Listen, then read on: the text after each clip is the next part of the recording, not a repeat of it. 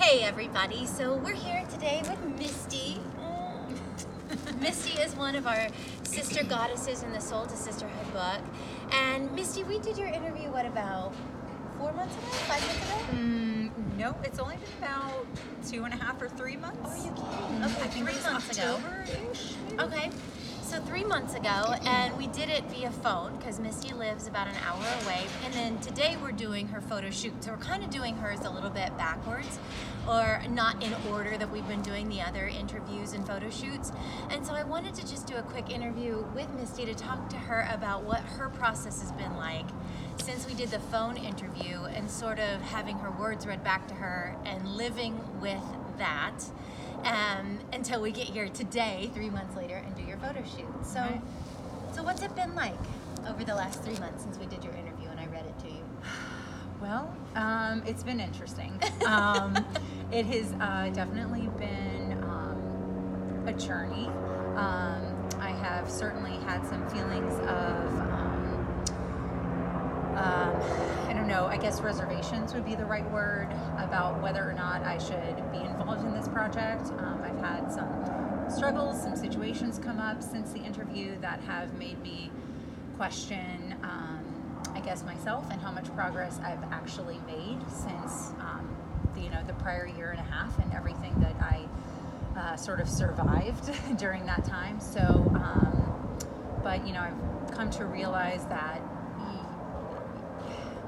growth isn't always progressive. Sometimes we stagnate, sometimes we slide back, but that doesn't mean that we're not still living and learning and in a position where we should share our wisdom and hopefully empower somebody else to maybe not give up hope on themselves if they... I love what you're saying, because I've been struggling with that too. Feeling like we set this bar of perfection for ourselves, and then to feel like it's in written word, right? It's going to be out there and everybody else is going to expect you to almost embody this level of spiritual maturity or wisdom, and yet we're still human and we're living on this continuum where we're going to mess up, we're going to backslide, and to hold ourselves accountable to an ideal feels really unrealistic and just painful. And I think in those, there were two really distinct moments over the past few months that really made me kind of feel that way. And, looking back on them, I was able to sort of identify how I got to that place in those moments, and, sort of think, how do I avoid getting to that place in the future? So they were still learning experiences. They were still okay. I felt this building up over the days and weeks prior to this sort of... That would be my husband in the helicopter right there. It is banana yellow. It is banana yellow. So I'm almost thankful that those experiences happened, because they gave me an opportunity to say, okay, check in with yourself more often, and just be mindful and try to, I don't want to say protect yourself, but maybe do a little bit more self-care when things are tough around you. Awesome. Thank you.